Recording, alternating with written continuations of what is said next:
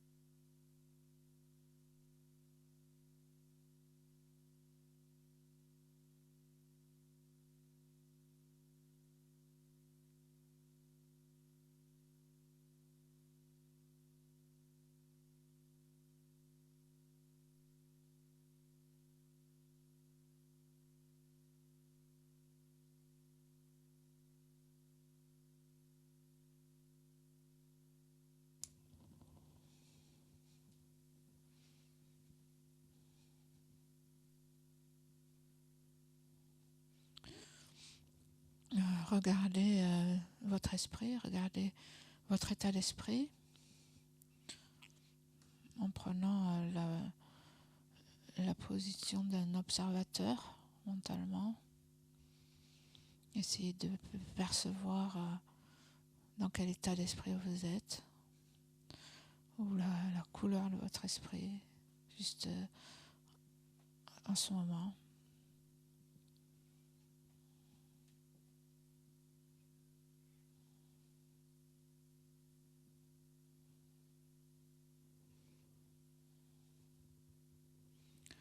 Peut-être vous vous sentez fatigué, peut-être vous vous sentez motivé, ou vous vous ennuyez,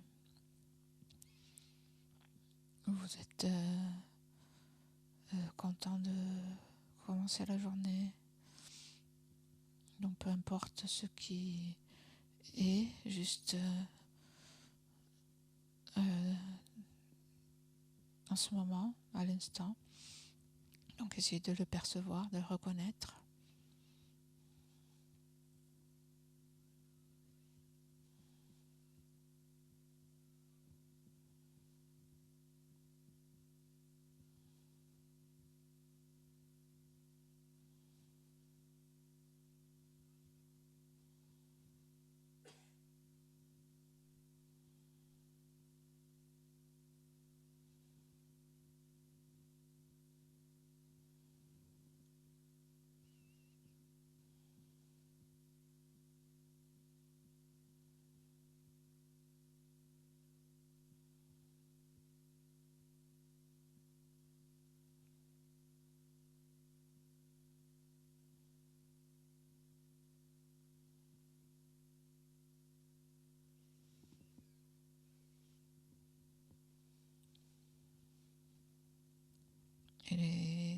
Et générer une motivation positive en appréciant l'opportunité de cette journée, en appréciant le fait d'être là ce matin, d'avoir passé la nuit, de s'être réveillé dans ce précieux corps humain et d'avoir toutes les conditions aujourd'hui pour écouter, réfléchir et méditer sur le Dharma.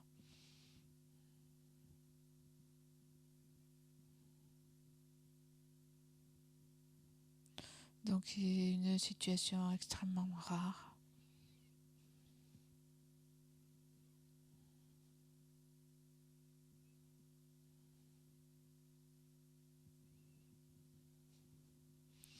Donc nous pouvons juste penser à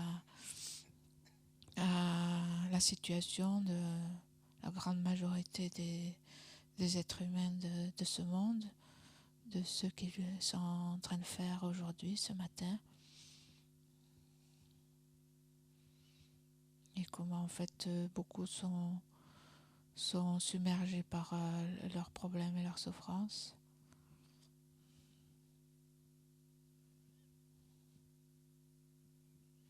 Donc pour pouvoir apprécier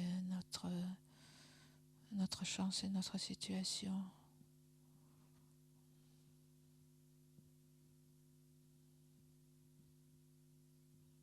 Donc nous pouvons faire naître la joie et l'enthousiasme.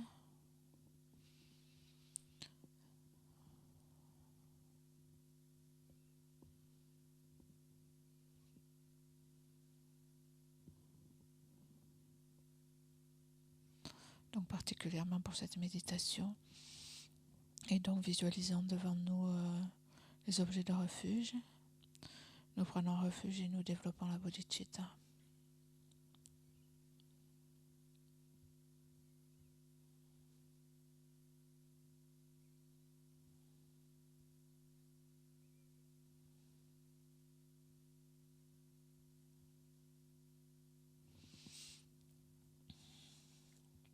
Jusqu'à l'éveil, je prends refuge en le Bouddha, le Dharma et la communauté suprême, la Sangha. Jusqu'à l'éveil, je prends refuge en le Bouddha, le Dharma et la communauté suprême, la Sangha. Jusqu'à l'éveil, je prends refuge en le Bouddha, le Dharma et la communauté suprême, la Sangha. Grâce aux deux accumulations rassemblées par ma pratique de la générosité et dans toutes les pratiques de la journée, puisse-je devenir un Bouddha afin d'être bénéfique à tous les êtres. Grâce aux deux accumulations rassemblées par mes pratiques de la générosité, puisse-je devenir un Bouddha afin d'être bénéfique à tous les êtres. Grâce aux deux accumulations rassemblées par mes pratiques de la générosité, puisse-je devenir un Bouddha afin d'être bénéfique à tous les êtres. De nouveau, nous pouvons penser à la vacuité en développant la bodhicitta. En fait, tout ce que nous faisons dans la pratique et même en dehors, mais particulièrement dans la pratique, ce serait bien de pouvoir le faire en conjonction avec la compréhension que tous les éléments, en fait, tous les agents ou sujets, les actions, les objets, tout est vide d'existence propre, vide d'exister de son propre côté de façon indépendante.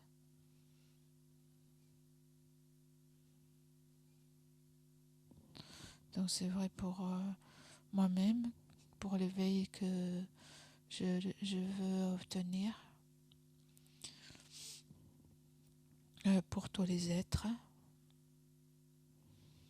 à qui je veux être bénéfique. Donc tous n'existent pas que comme étant simplement imputés ou désignés par l'esprit, par le concept,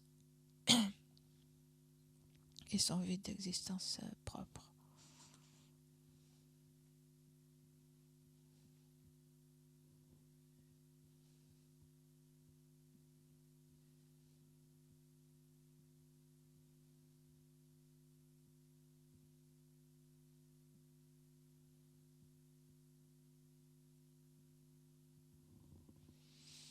Donc de la même façon, lorsque nous faisons la prière à cette branche, avec respect, je me prosterne par le corps, la parole et l'esprit.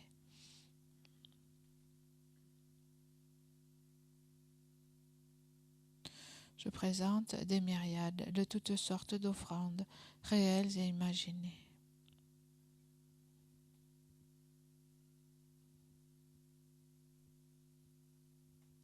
Je confesse toutes les actions négatives accumulées depuis des temps sans commencement.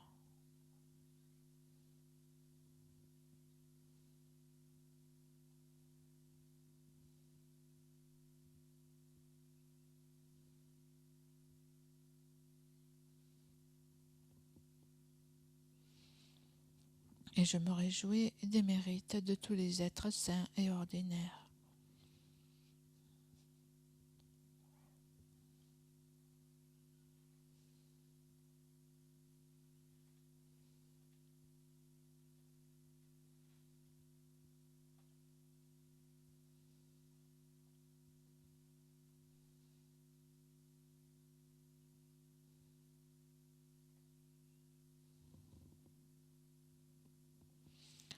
Ô maîtres et Bouddhas, demeurez, je vous prie, jusqu'à la fin du samsara et tournez la roue du dharma pour les êtres.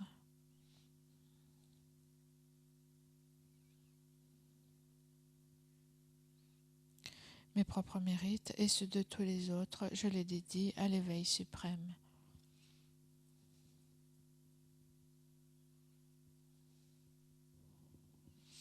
Cette terre ointe d'encens, jonchée de fleurs, ornée du mont Méru, des 4 continents, du soleil et de la lune, je la visualise comme un champ de Bouddha et je l'offre, puissent tous les êtres jouir de cette terre pure.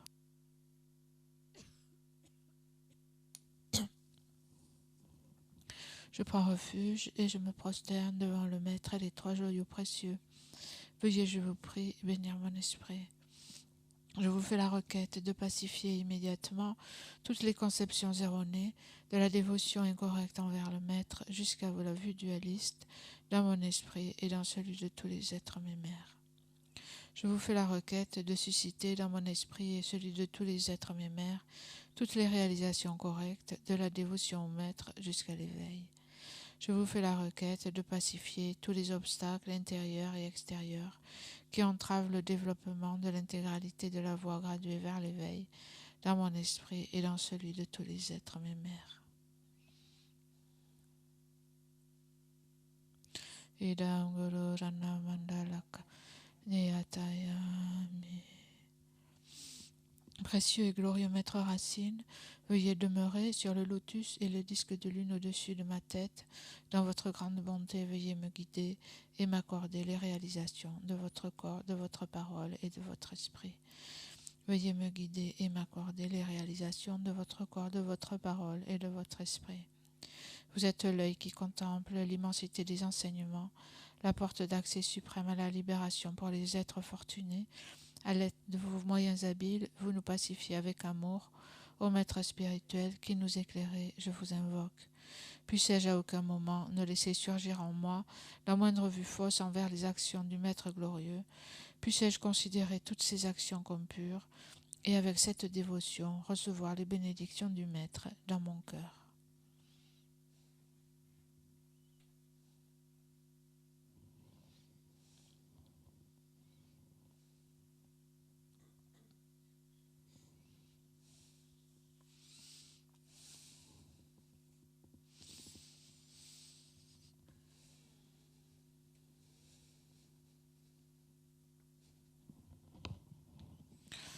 Nous faisons comme hier la méditation sur la vacuité de la personne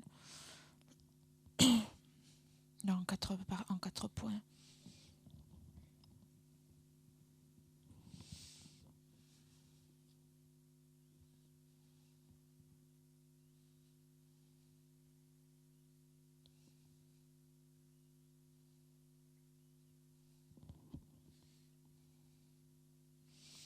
Donc, le premier point, c'est identifier l'objet de négation. Ensuite, c'est acquérir la certitude du recouvrement. Et ensuite, on médite sur le raisonnement. Les 2 autres points. À voir si le jeu est un avec les agrégats ou si le jeu est séparé, différent des agrégats.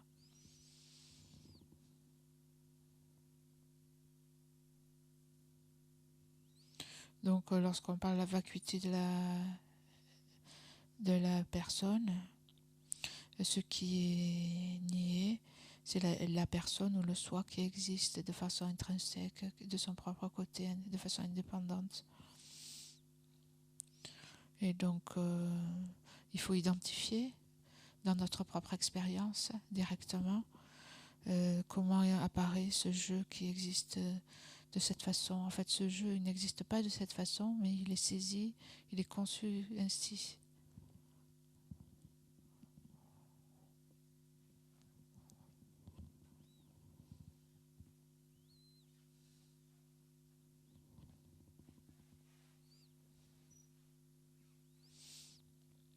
Donc la façon dont le jeu existe, c'est comme, en fait, étant simplement imputé, désigné sur les agrégats, en réalité, c'est-à-dire sur les parties de la personne, les constituants physiques et mentaux. Et le jeu existe conventionnellement par sa dénomination sur cette production de dépendance, mais il n'existe pas de façon ultime.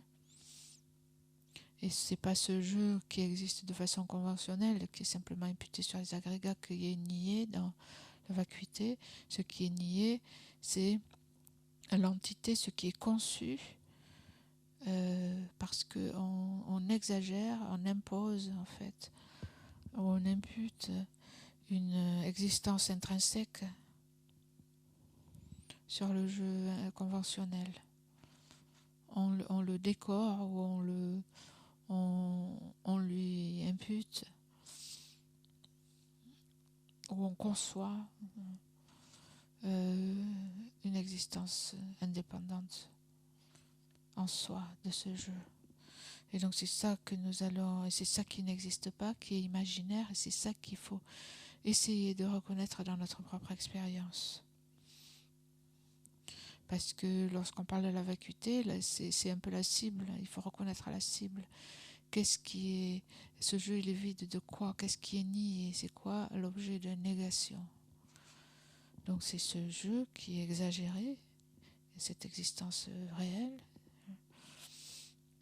Et donc il faut l'identifier dans notre expérience et regarder comment il apparaît, comment cette apparence se produit et comment ce jeu en fait apparaît.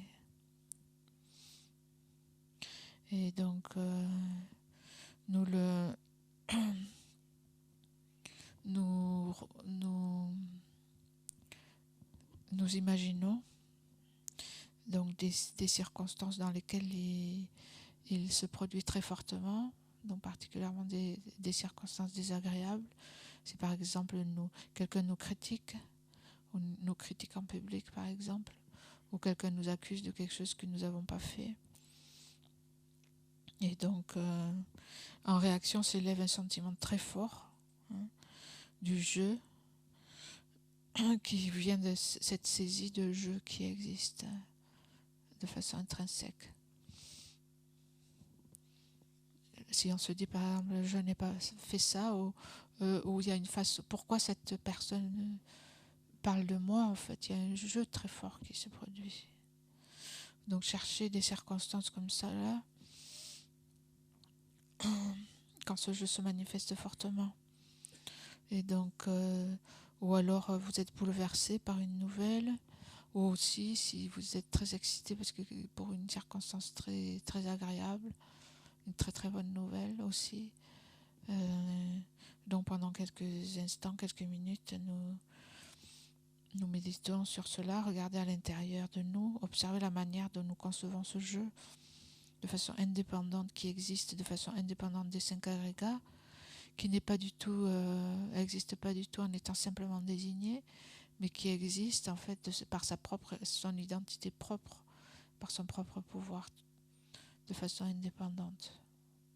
Donc maintenez cette apparence, essayez de la solidifier et de bien l'identifier.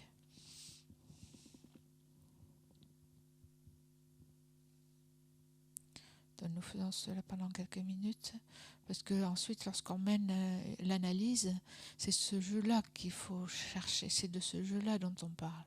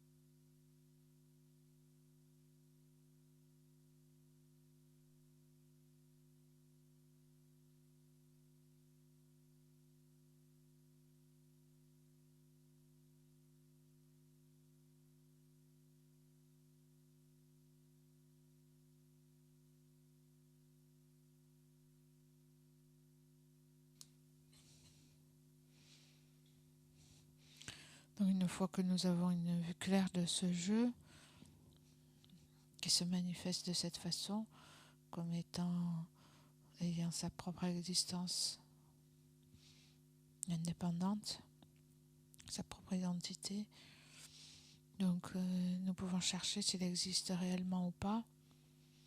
Et donc en le cherchant, nous devons envisager toutes les possibilités de la façon dont il pourrait exister pour pouvoir tirer une conclusion définitive. Et donc ici ce point consiste à établir le recouvrement en pensant donc que si un jeu existant de façon intrinsèque, indépendante existe vraiment, s'il y a vraiment un tel jeu, alors il doit être soit intrinsèquement un avec les agrégats, soit intrinsèquement séparé des agrégats, et il n'y a pas de troisième possibilité.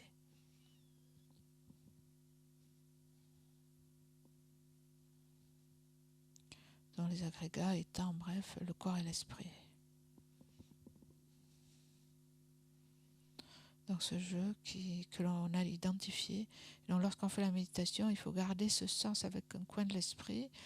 Il faut une partie de l'esprit, on garde ce sens du jeu qu'on a identifié, qui se produit très fortement. Si on le perd, il faut le retrouver. Et donc ce jeu, soit il est ce jeu qui existe de façon inhérente, intrinsèque en soi, soit il est un en soi avec les agrégats, le corps et l'esprit, soit il est séparé. Et il n'y a pas de troisième possibilité.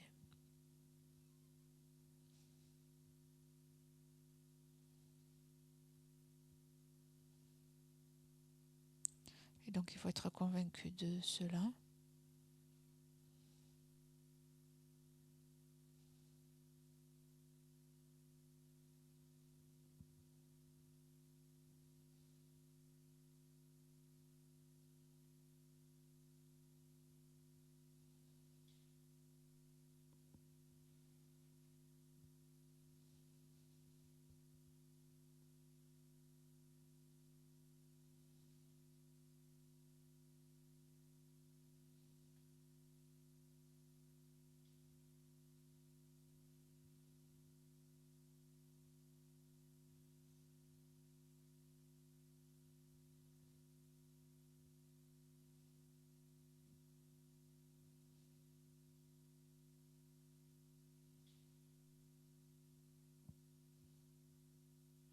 Et donc comme nous sommes dans le cadre d'une existence intrinsèque, d'une existence véritable, ça veut dire que si le jeu est un avec les agrégats, il va être véritablement un. C'est-à-dire il va être un en tout point avec les agrégats. Donc ça veut dire que ça va être la même chose que les agrégats. Et s'il est séparé des agrégats, donc il est complètement séparé. Dans le cadre d'une existence véritable, il est véritablement séparé, c'est-à-dire séparé en tout point des agrégats. Et donc il nous reste à analyser ces deux possibilités. Donc c'est en fait un syllogisme. Si le jeu existant véritablement existe, en fait, si c'est le cas, il doit être soit véritablement un, soit véritablement séparé des 5 agrégats. Et donc, examinons le cas où ce jeu serait intrinsèquement complètement un avec les agrégats.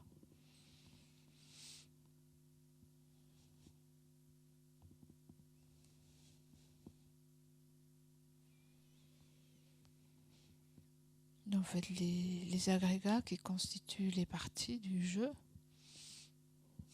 et si le jeu était intrinsèquement un avec ces agrégats, essayez de réfléchir qu'est-ce que ça, si c'est quelque chose de possible.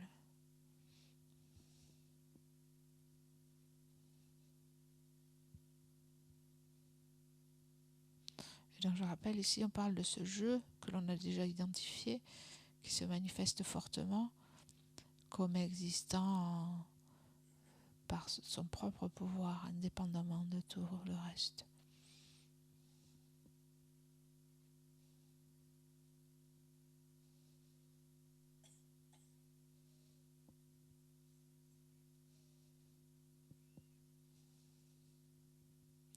Donc déjà un problème, si ce jeu était un avec les agrégats, un problème qui se pose, c'est que les agrégats sont nombreux. Il y a de nombreuses parties physiques et mentales dans les agrégats.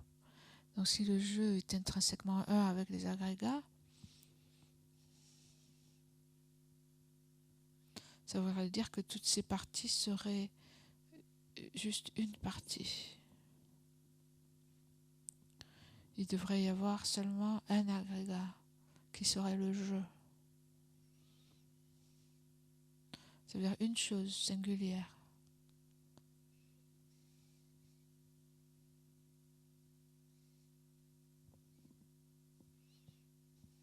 Donc est-ce que c'est le cas ?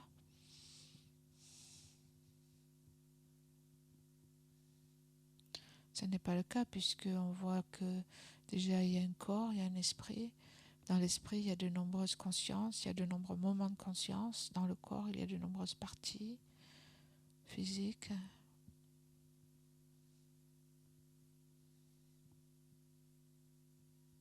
Et donc comment toutes ces parties pourraient-elles être juste le jeu, un jeu unique ? Ou alors le jeu devrait être, il devrait y avoir autant de jeux qu'il y a d'agrégats. Si le jeu était intrinsèquement avec des agrégats, il y aurait de nombreux jeux, autant de jeux que de parties.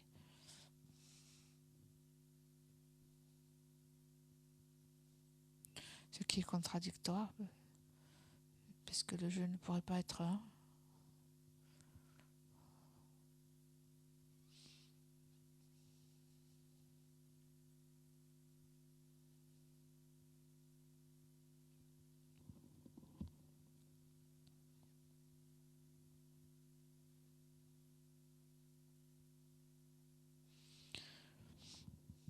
Donc si le jeu était un avec les 5 agrégats,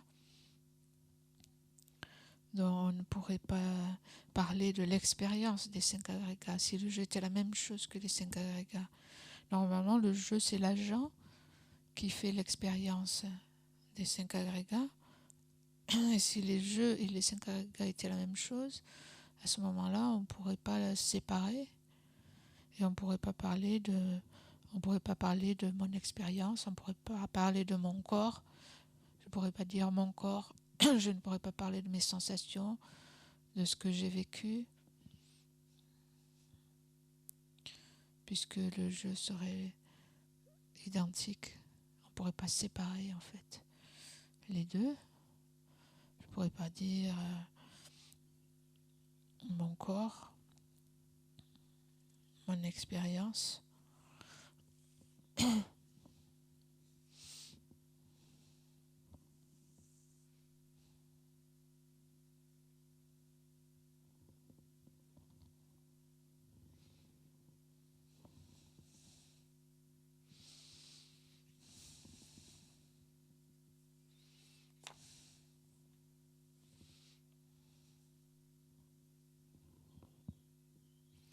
Donc je ne pourrais pas dire par exemple je vieillis par rapport au corps qui vieillit.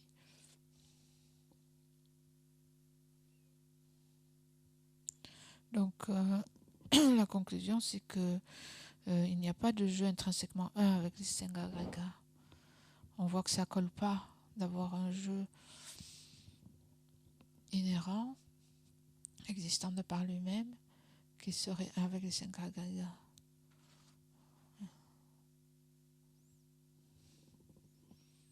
Donc par l'analyse, il faut que vous-même vous arriviez à cette conclusion. Il n'y a pas de jeu intrinsèquement un avec les 5 agrégats, ou alors vous trouvez que c'est plausible. À ce moment-là, vous pouvez dire qu'il est un avec les 5 agrégats. Mais déjà par nature, puisque le jeu est un avec les 5 agrégats, alors que les 5 agrégats c'est déjà des parties, comment il ne pourrait pas être un, puisque il est fait de nombreuses parties, déjà c'est contradictoire.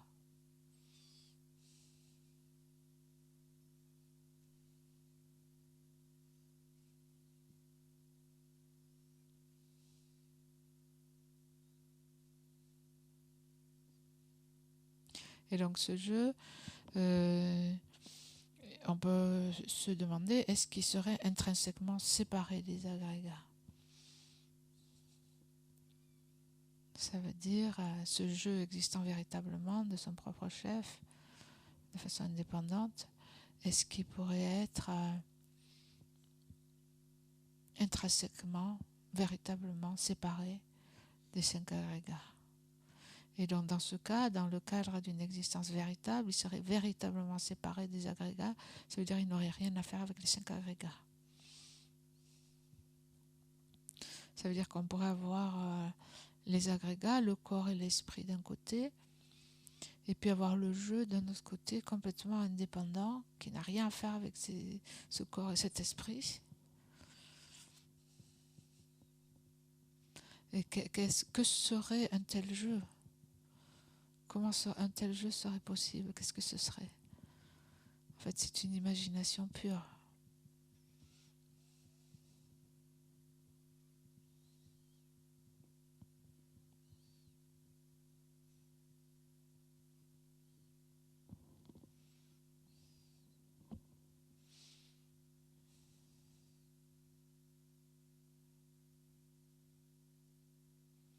Donc si le jeu serait séparé des agrégats qui font l'expérience, par exemple, de la maladie, de la bonne santé, je ne pourrais pas dire, ça n'aurait aucun rapport avec moi, je ne pourrais pas dire le jeu ne serait ni malade ni en bonne santé, n'aurait ni faim ni soif, puisqu'il est complètement séparé.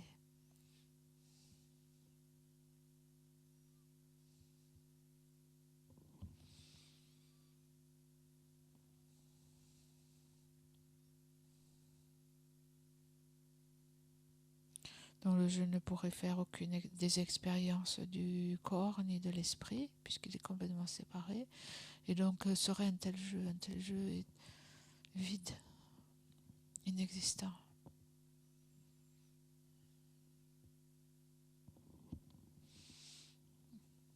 Donc la conclusion, c'est que le jeu qui existerait, le jeu en fait complètement indépendant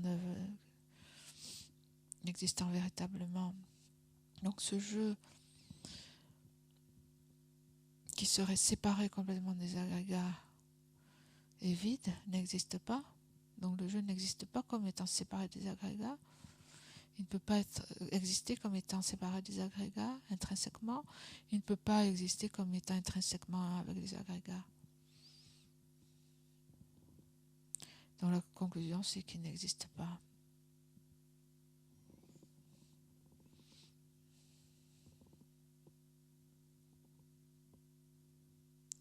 Donc toutes les possibilités d'un tel jeu, qu'un tel jeu puisse exister sont épuisées, puisque on a montré qu'il n'existe pas comme étant avec les agrégats, ni comme étant séparé des agrégats. Donc la conclusion, c'est qu'il est impossible de trouver un tel jeu intrinsèquement existant.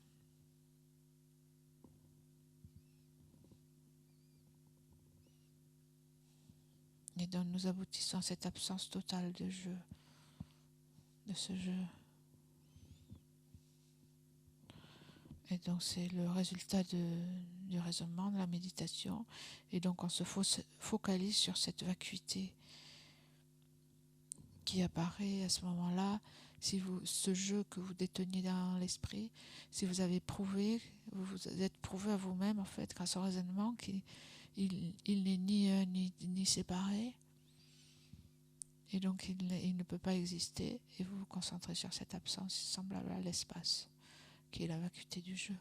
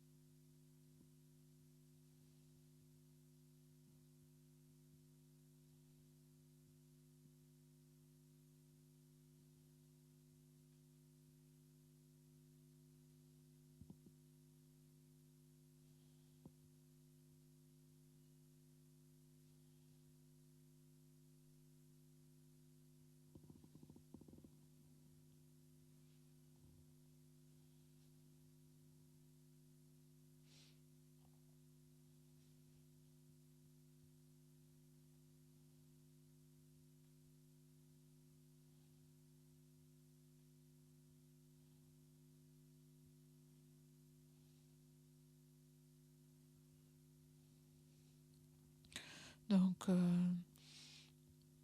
comment le jeu existe-t-il?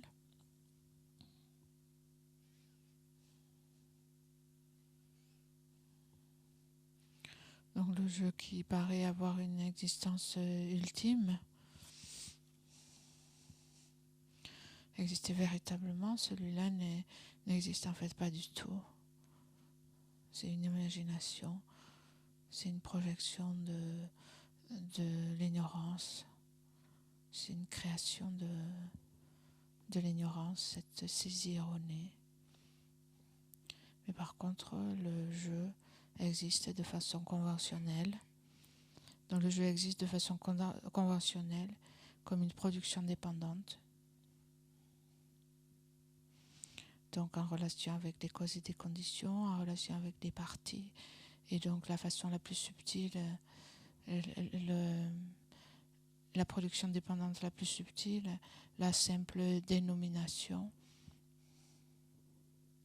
par l'esprit sur la base des agrégats, donc que l'on nomme et que l'on conçoit comme une personne. Ça, c'est l'existence conventionnelle, la façon dont la personne existe.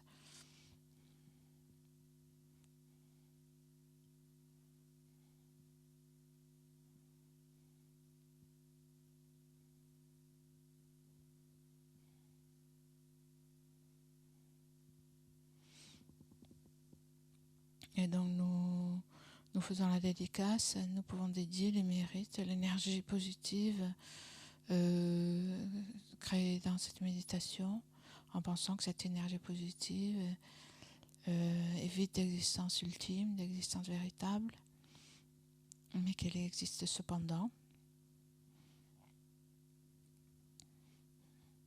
comme étant désignée, conçue par l'esprit.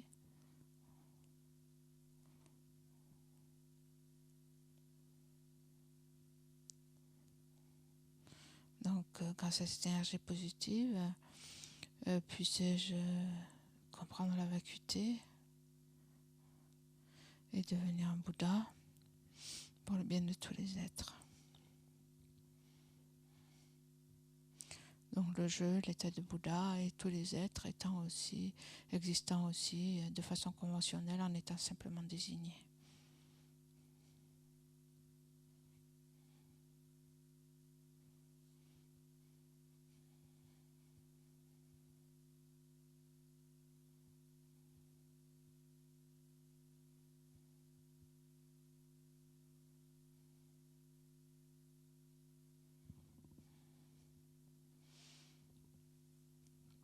Merci.